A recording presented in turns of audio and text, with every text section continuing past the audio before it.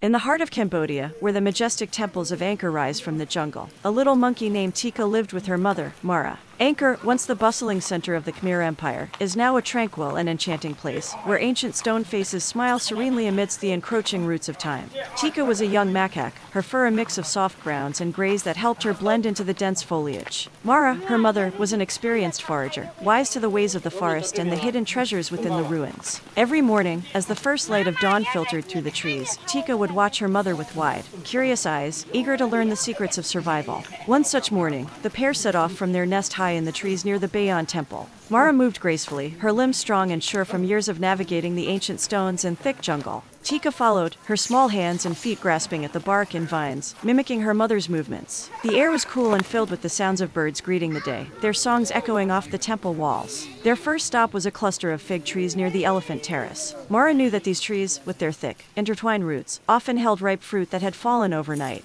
She scurried up the trunk, her keen eyes scanning for any signs of a meal. Tika stayed below, watching intently as her mother deftly picked a handful of figs and tossed them down. "Always check the ground first," Mara instructed, her voice gentle but firm. "Many fruits fall during the night, and it's easier to gather them here." Tika nodded, eagerly picking up the figs and stuffing a few into her mouth. The sweet, juicy flesh was a welcome treat, and she savored each bite. As they foraged, Mara continued to impart her wisdom. "Figs are good, but don't rely on them alone," she said. "There are many other sources of food around. You just need to know where to look." With their bellies partially filled, they moved on, heading deeper into the temple complex. The stone pathways were worn smooth by centuries of use, and the carvings on the walls told stories of gods and kings long past. To Tika, these ancient tales were a mystery, but she could sense the power and history in every step. As they approached a clearing, Mara's ears perked up. She motioned for Tika to stay close and quiet. Ahead, a group of tourists had gathered, their cameras clicking and their voices hushed in awe. Mara saw an opportunity. Humans often dropped food, sometimes intentionally, other times by accident.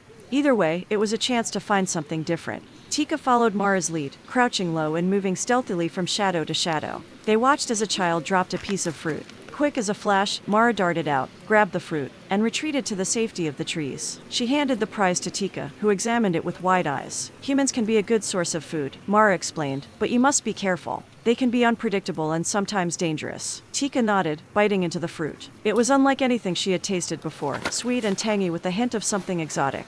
She felt a rush of excitement at the discovery, eager to find more. As the day wore on, Mara led Tika through the vast expanse of Angkor. They visited the top Home Temple, where trees grew through the ancient stones, their roots like giant serpents coiled around the ruins. Here, they found insects and small creatures hiding in the crevices, providing a much-needed source of protein. "Every part of the forest has something to offer," Mara said, demonstrating how to gently pry insects from their hiding spots without damaging the delicate ecosystem. "Respect the balance, and the forest will provide." They moved to the shores of the Angkor Wat mode as the sun began to set, painting the sky with hues of orange and pink. The water shimmered, reflecting the grandeur of the temple's spires. Mara taught Tika to search the shallow waters for edible plants and small fish, using her nimble fingers to catch their dinner. "Water is life," Mara said, her eyes reflecting the golden light of the setting sun. "Learn to find sustenance in its depths, and you will never go hungry." Tika listened intently, absorbing every lesson. She marveled at her mother's knowledge and skill, determined to one day be as resourceful and wise. As they sat by the water's edge, sharing their modest meal, Tika felt a deep sense of connection to her surroundings and a growing confidence in her ability to survive. Night fell, and the jungle came alive with the sounds of nocturnal creatures. Tika and Mara made their way back to their nest, the path illuminated by the soft glow of fireflies. Tika felt a sense of peace, knowing that she was part of a cycle that had existed for centuries. In the days that followed, Tika continued to learn and grow. She discovered the best places to find fruit and nuts, how to catch insects, and the safest ways to interact with the humans who visited the temples. Each day brought new challenges and new opportunities to hone her skills. One particularly hot afternoon, Tika and Mara ventured to the outskirts of the complex, where fewer tourists ventured. The heat was oppressive, and the jungle seemed to shimmer in the midday sun. Mara led Tika to a hidden spring, its cool, clear waters a refreshing respite from the sweltering heat. "This spring has been here for generations," Mara said, taking a long drink. "It's a secret known only to a few. It's important to have places like this, where you can find water and safety." Tika splashed in the water, enjoying the coolness against her fur. She felt a deep gratitude for her mother's guidance and the wisdom passed down through the generations. The jungle, with its ancient temples and hidden springs, was both a challenging and nurturing home. As the seasons changed, so did the landscape of Angkor. The dry season brought scarcity, and Tika learned to find sustenance in the toughest of times. She discovered the resilience needed to survive in the jungle, the importance of patience, and the value of every morsel of food. During the rainy season, the jungle transformed into a lush paradise, bursting with life. Tika reveled in the abundance, grateful for the lessons learned during the lean months. She found joy in the simple pleasures of life, the taste of ripe fruit, the thrill of a successful hunt, and the comfort of her mother's presence. Years passed, and Tika grew into a strong and capable monkey, her fur now a rich, mature shade of brown. Mara, though older and slower, continued to guide her daughter with a steady hand and a loving heart. Together, they navigated the ever-changing landscape of Angkor, their bond unbreakable. One day, as they rested in the shade of a towering banyan tree, Tika looked out over the ancient ruins and felt a deep sense of belonging. She understood now the delicate balance of life in the jungle, the importance of respect and harmony with nature. "Mama," Tika said softly, "I'm ready to take care of us. I've learned so much from you." Mara smiled, her eyes filled with pride. "You have, my dear. You've grown into a wise and resourceful monkey. Remember, the jungle is both our challenge and our home. Respect it, and it will sustain you." With those words, Tika felt a new sense of purpose and responsibility. She knew that the lessons she had learned would guide her through whatever challenges lay ahead. The jungle, with its ancient temples and hidden secrets, was her home, and she was ready to face the future with confidence and grace. As the sun set over the Angkor ruins, casting a golden glow over the ancient stones, Tika and Mara sat side by side, their hearts full of gratitude and hope. The jungle whispered its secrets to them, a timeless song of survival and harmony, a reminder that they were part of something much greater than themselves. In the heart of Angkor, amidst the echoes of the past, a little monkey and her mother found their place in the world, forever connected to the land and its ancient wisdom.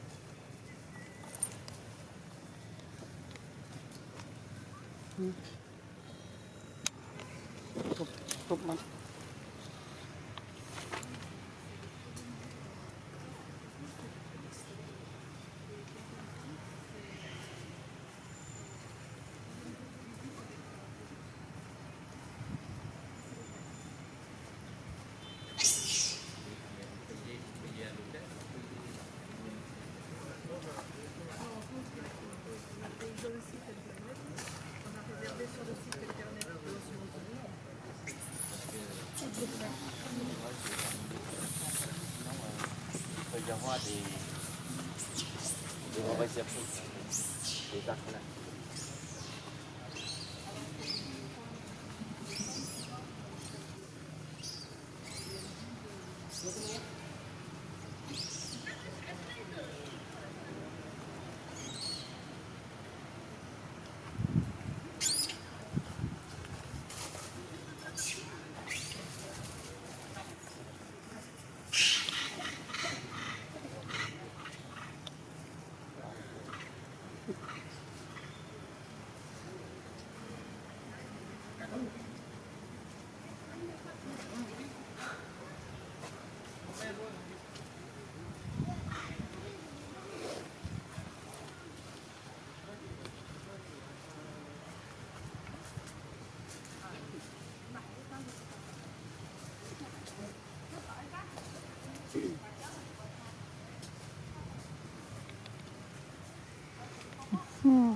Màu bình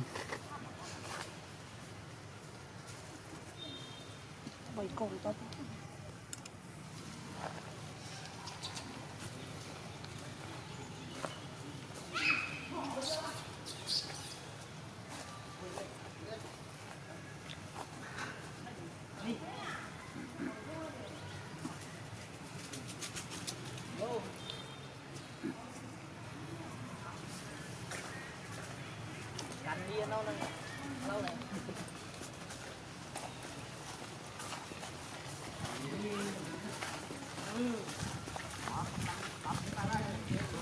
tìm đâm vô tập pi pi pi pi